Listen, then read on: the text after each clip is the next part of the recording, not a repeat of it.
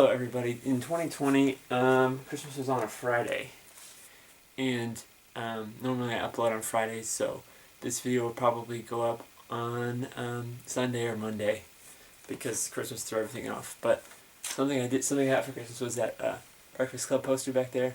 Very, very cool. Anyway, today we're talking about The Stand episode 2 called Pocket Savior.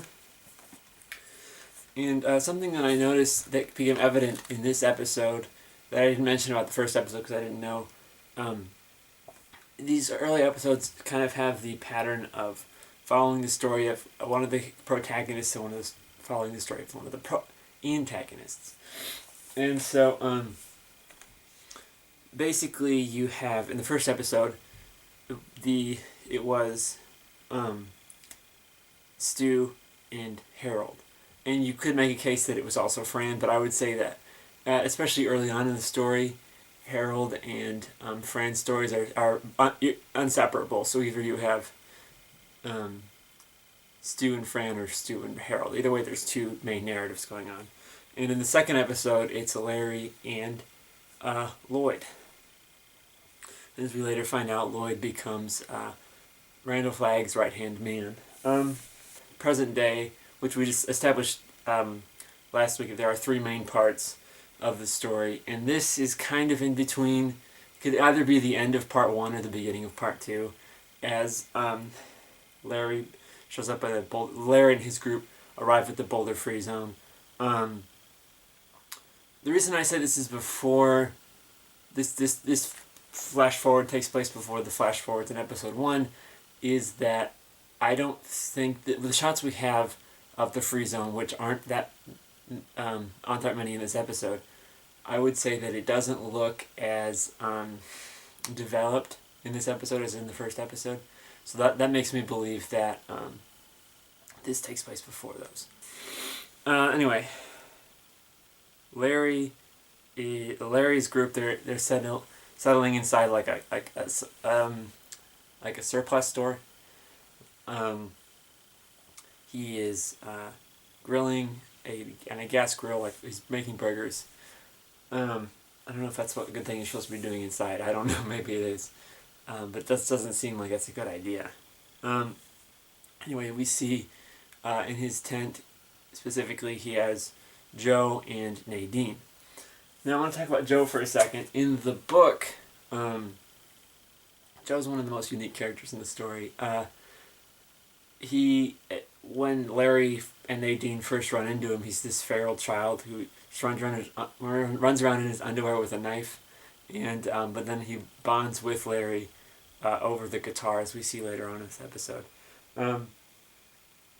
But I think in this series they said he was autistic, which it wasn't explicitly stated in the book, but there's maybe some underlying themes of that. So that's maybe a change, maybe not. I don't know. It's not that big of a change, I guess. And then we have Nadine Cross, played by Amber Heard. Now, I understand that there's a lot of controversy surrounding this actress. I'm not really going to get into it because I'm just here to talk about the TV show. I'm not really that kind of channel. So, yeah, I'm just not going to address it. I guess. Stone. Oh, yeah. So we see at this point that Nadine has one of those black stones that we saw last episode. Did Harold have one already? Maybe it was just in Harold's nightmare that Randall Flagg offered him the stone. Yeah, and then we see his group is about 4 or 5 cars long, where his group is, and then they meet Stu, and Stu says, "Which one of you is Larry Underwood?"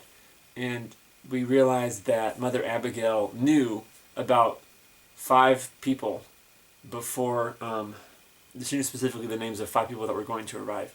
And this is a little bit different in the book because I don't think that she knew who or how many people were following her. She just kind of knew that she had a general idea that there were people coming. And yeah, so if I were to guess at the 5 people, I would say, it's an easy guess to say Stu, Fran, and Larry. Those are the obvious ones so far. I would say the next one is Nick. either Glenn Bateman or Ray Bretner would be the fifth one. I'm not sure. I don't know.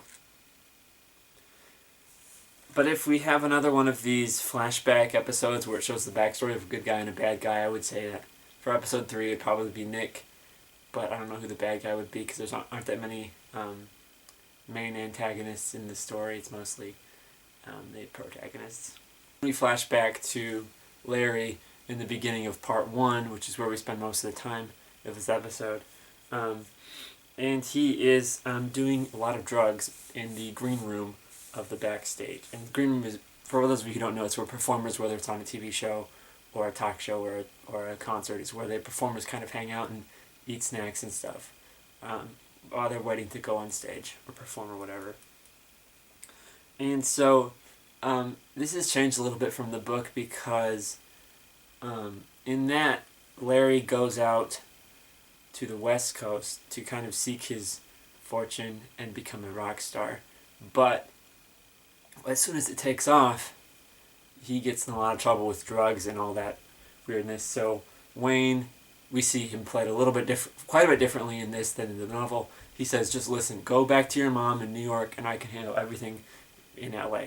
Fortunately for both of them, Captain Trips kills it, solves all the drug problems. But as the story progresses in the novel, he kind of has to deal with that, and I would think that it's definitely, for me, Larry's story arc is one of the best in Stephen King as far as character go.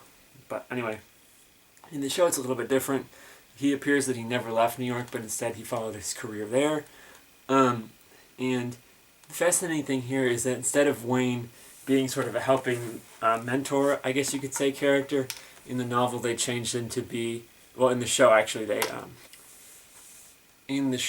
changed it so that Wayne is accusing Larry of stealing his song, which is the titular song that made him so popular is Baby Can You Dig Your Man. And he's performing that. Apparently this is the night of his album release. And we see at this point that Captain Church has already been in, I don't want to say at its peak, but it's nearing its peak. And because a lot of people aren't even there at the concert because most of them are sick. Oh, and this is really cool because it's kind of paralleled with Lloyd as he goes as he's being locked up in jail. They call him a rock star because he is a cop killer, which we find out later he didn't actually kill the cop. I will say that in the show, Lloyd is kind of underplayed a little bit because in the novel, him and Poke are like serious killers. They kill like a lot of people, and they're under, like, the FBI's after them because they like kill a bunch of people, do drugs, steal cars. It's crazy what they do, what they get away with. The interesting thing here is that there's a guy named Gorgeous George. Say that 10 times fast. That's Lloyd's cellmate. But in the novel, it's interesting because he's like a drug dealer, like a weapons dealer and stuff like that. And so he sets up a deal with Poke and then Lloyd that says, look, if you just make it look like you beat me up, then you can steal all my stuff. Just not all of it, but a good portion of it, my drugs and stuff, for free, and then my supplier won't even worry about it because they think that I got mugged. But we find in that scene that Poke is just so crazy that instead of just beating him up, Poke literally kills Gorgeous George. But in this, he's basically just reduced to like a one-scene cameo. We flash back to the gas station stick-up where the FBI finally catches up with Poke and Lloyd. This scene really reminds me of like a Rob Zombie movie, like 3 from Hell or House of a Thousand Corpses. I don't know what the other one's called, but it's like, it seems like that sort of vibe. I got a kind of vibe from this scene where it's just these guys being evil and doing evil stuff. One thing it's kind of like dark humor where Poke's holding the gun and he sneezes and it pulls the trigger. But then Poke kills the cop and Lloyd gets arrested. Now we're back to the Larry and Stu in part 2. They're on their way to meet Mother Abigail, and this is where we hear the 5 names again. That's probably Fran, Stu, Larry, Ray Bretner and Glenn Bateman. But, well, I don't know. No. No, Nick is definitely in there, so I would say Nick and either Glenn Bateman or Ray Bretner, but I'm not sure about those other two.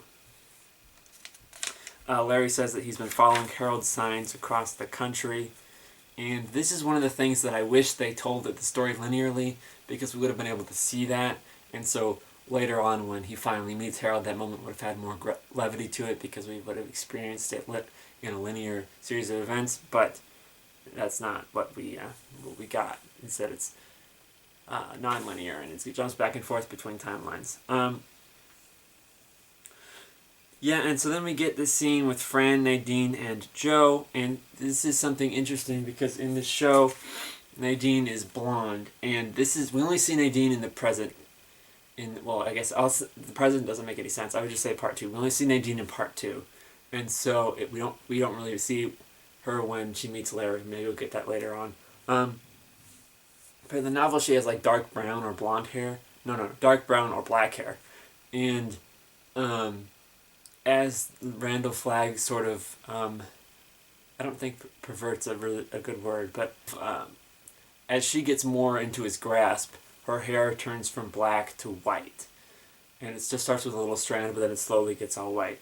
And her arc basically in the story is that she feels like she is the Dark Man's bride. And we get little hints of that throughout this episode, but not really anything huge, because it's mostly focused on, like I said, Lloyd and Larry. This is a scene where we see that Joe is maybe a little bit autistic, because Fran says that he's on the spectrum. And this is a little bit weird, but she asks Nadine if she would be the mother to Joe, and that's pretty obvious at this point. In the book, Joe technically has 2 mothers, because another lady in Larry's group is named Lucy, and she also takes care of Joe as well. So they kind of bounce. Joe kind of goes back and forth between the 2 of them, and also a little bit of Larry as well. And then we kind of have this interesting transition when, I think it's just the scene where we finally meet Nick. I'm not sure. No, it's not. I would have written that down. I don't know. This is where you see Larry's first dream, and it kind of is a transition to part 1. They snuck a little transition in through this dream. This is the one with the spotlights, I believe. I think this is the dream with the spotlights, and there's like this marquee. It says, presenting Larry Underwood's Baby Can You Dig Your Man and stuff. And so the Dark Man is kind of using that as to get a hold on Larry. And like I said, a lot of Larry's arc is sort of that balancing between light and dark, and it's really presented really well in the novel. Probably, yeah, he's my favorite character in this story, and one of my favorite King characters overall. Yeah, and so the dream kind of transitions from part 2 to back to part 1, where he wakes up from the dream and he's in a girl's apartment. I think this is Sadie was her name. I'm not sure if it's the same woman from the concert. I'm not really sure. We only see her once. But as we see, her face is just covered in snot. And she says the line, "You're not a nice man," which is, "You're not a nice guy," I think is what it is. And that was sort of a reoccurring phrase for Larry and his arc. You're not a nice guy, and it's sort of,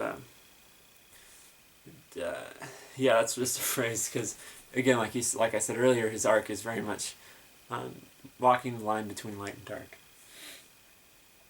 He gets a call from the hospital because his mom is there.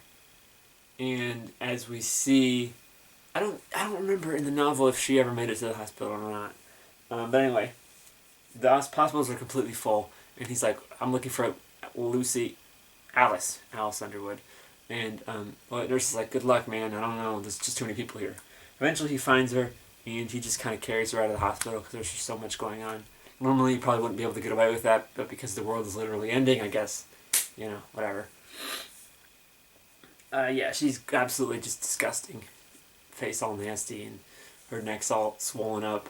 This is a symptom. One of the rarest symptoms of Captain Trips is the delirium. It makes the people delirious, I guess. I don't know the noun form of delirious. Delirium, I think.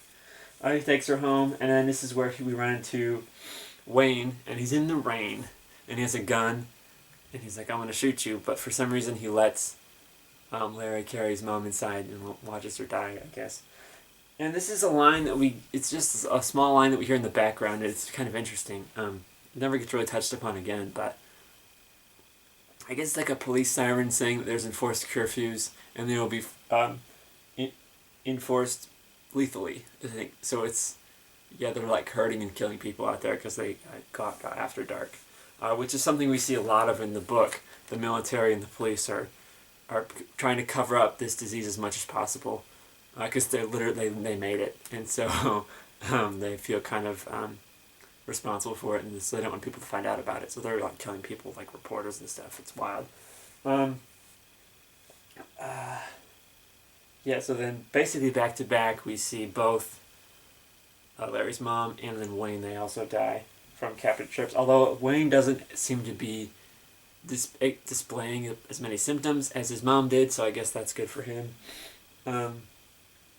Larry steals the coke from the back of his car, and then we flash back forward to him meeting Mother Abigail. This is where we get Ray Bretner, who is a new character to the series. She isn't in the novel or the original miniseries, so it's interesting to see. It looks like she's a Native American, so it's interesting to see what they'll do with her.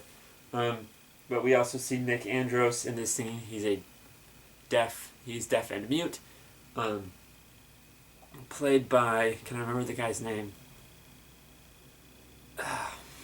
No, I guess not. He was in the New Mutants. He played Birdo. I don't remember his name, the actor's name. Then this is this sort of, we never see Mother Abigail in this episode, only in the nightmares, but it's kind of like this transition through the door and then into the nightmare. It's really kind of interesting.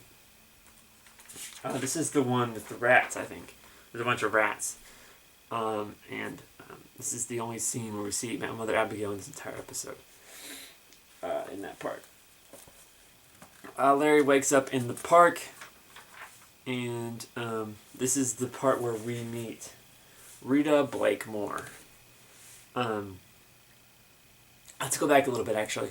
Larry is seen with the coke, so he still has the drugs, and that's kind of important for this episode. Anyway, so then from there he meets Rita Blakemore, and she's a character in the novel, but she was not in the original miniseries. Her character was kind of combined with Nadine in that show, and so the character we have in that show is an amalgamation, even though her name is Nadine Cross, it's a bit of an amalgamation between Rita and Nadine, if that makes sense. But essentially, her character is not super old, but she's older than Larry by, I'd say, 10-15 years. And she's kind of very rich, and so she's a hard time adapting to the kind of post-apocalyptic landscape, I guess, is a good way to put it. Okay. We cut back to Lloyd. And I don't know if I said this before, but I really, really like the acting with him. I think that he's really good. He's got a lot of range, as we see in this episode. And so we see that the cell marker says 216, and so that either tells me that Lloyd's cell is 217, or in which case it would be a reference to The Shining, or 215, which I guess would be nothing. But if it's 217, that's kind of cool. But we never see the number 217, we only see the number 216, which is the one next to Lloyd. So maybe it's a reference, maybe it's not. Then we come back to New York. Larry and Rita are looking at the billboard, and she makes a comment about him sort of being he conquered New York because no one's ever going to take his sign down because everyone's dead. I was like, yeah, that's kind of cool, actually. And then we see a crow, which is probably Randall Flagg, but we don't know, or at least under Randall Flagg's control. We see a crow eating a horse. It's CGI. I wish it was practical. It would have been cooler, but whatever. Then we go to Rita's apartment, and they are talking about leaving because at the end of the world, cities are not going to be a safe place to be because of all the just looting and the fire, and also there's a disease out there too. So just kind of leave New York as quick as you can. And so that's what they do. they run into a guy with a suitcase who says he wants to give Larry $1 million to spend 15 minutes with Rita. And normally, obviously, that's not a good idea, but in the end of the world where money is meaningless, that's even a worse idea. So maybe offer like food or something. It would have been at least a considerable offer. Like with $1 million, that means nothing. All the banks are dead and destroyed and burned and stuff. And so they outrun the suitcase dudes.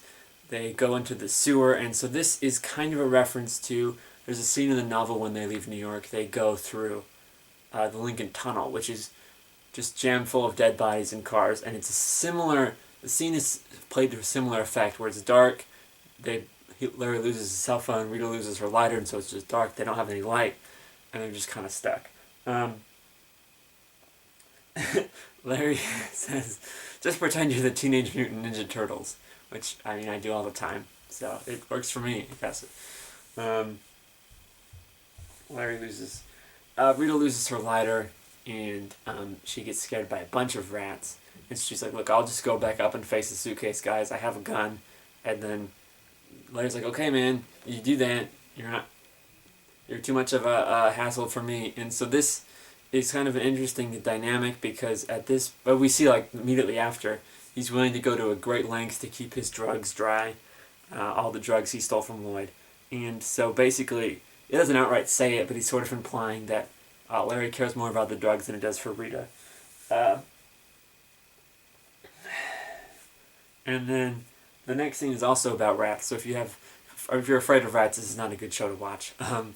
We see that Lloyd is the only person alive in the whole prison, except for somebody who's yelling about his mother somewhere else in the prison. And so he has like this magazine or something, and there's rats running around the outside, like along the hallway, and he's trying to smack them to kill them and eat them. But we see that he eventually does catch one, because by the time Randall Flagg shows up, he has eaten one already. And then we jump back to part 2 at Nadine's house. This scene doesn't really show a whole lot, but we see that Mother Abigail told Larry something, and then Larry can't share that with anybody. It's a bit of a secret. So I don't really know what that is. I have a couple theories, but I'm not really sure enough to really speculate on that yet. So comment down below, what do you think Mother Abigail told Larry? So this is the part we see he's literally shoulder deep. We flash back to part 1. He's literally shoulder deep in sewer water. He's holding the bag of drugs over his head. And he drops his phone, so he's out completely in the dark. And he sees something, and he's so scared that he thinks his mind sort of like messes around with him. It convinces him that he sees his mom, and there's like rats crawling out of her mouth. Really gross. Honestly, I would have liked to have seen a reference to it, because they're in the sewer. Maybe just like a little paper boat, or maybe a balloon or something carved into the wall or whatever. We don't get any of that, unfortunately. So Larry gets attacked by a crow in the sewer, and if you listen closely, you can actually hear Randall Flagg's voice. So this crow is definitely Flagg. When Larry escapes, Rita's out on the road, and she hears him, and so she lets him out of the manhole, and they made it out of New York, and so that's good. And I think we cut to that later that night.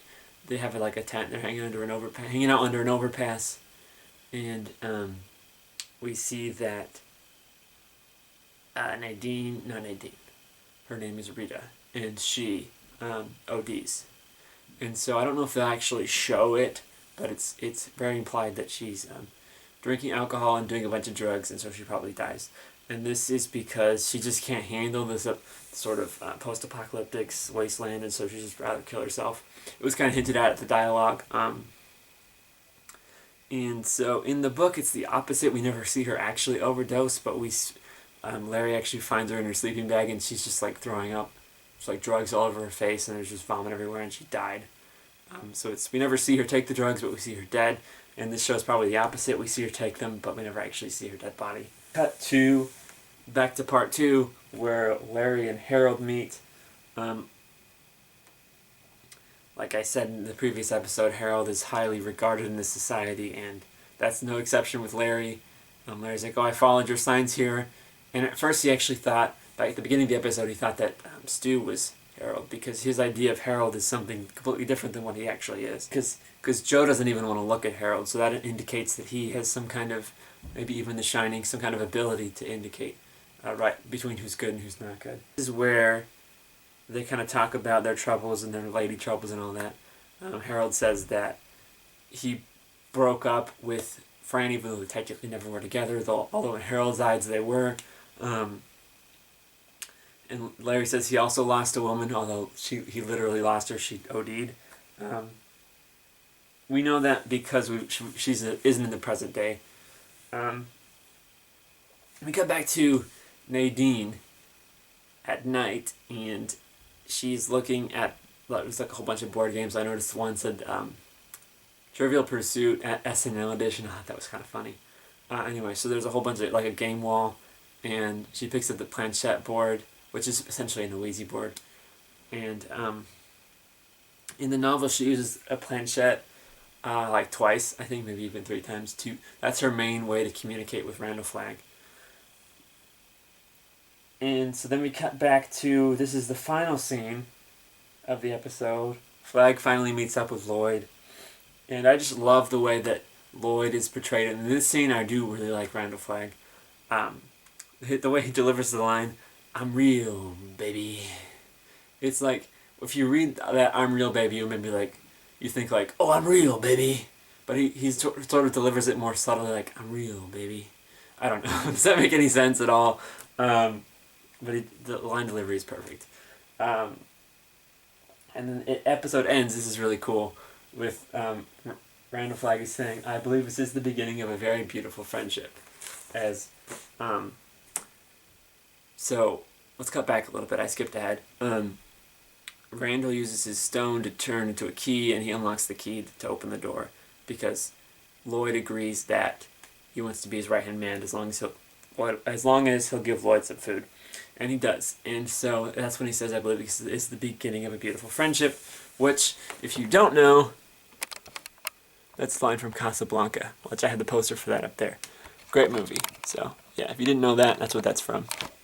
Anyway, on top of all that, in the credits, the song plays "A Brand New Key." It's a great song. Look it up if you haven't heard it. And obviously, because referring to the brand new key that Randall Flagg gave to Lloyd. Again, the music in this episode is great, just like the music in the first episode. Both great. But yeah, this episode was about 10 minutes longer than the previous ones. We get more scenes. I'm not sure, because the first half of it wasn't as good, but the second half picks up a little bit. So I don't know, is this better than episode 1? Comment down below with what you think. This video is going to be a little bit late, but next week's will be on Friday, on schedule, hopefully. But yeah, I'm planning on releasing another video on Wednesday, something different. But yeah, we'll have videos out every week, so make sure you're subscribed so you don't miss out on anything. Check out the links in the description. We've got our Facebook, Instagram, Twitter, Patreon if you want to support the show, and all that. Podcasts down there too. I do have some plans, casuals only. I do have some plans for my podcast, casuals only. So make sure early 2021 to make sure that you're subscribed or follow, and that it's available on most podcast platforms. And Mike's podcast, casual. No, hang on, comic book fans. It's just comic book fans, no casual. They're not casual over there. Very strict. But yeah, make sure that you follow them for news, commentary, and all that fun stuff. My name is Luke, and I will see you next time. Bye!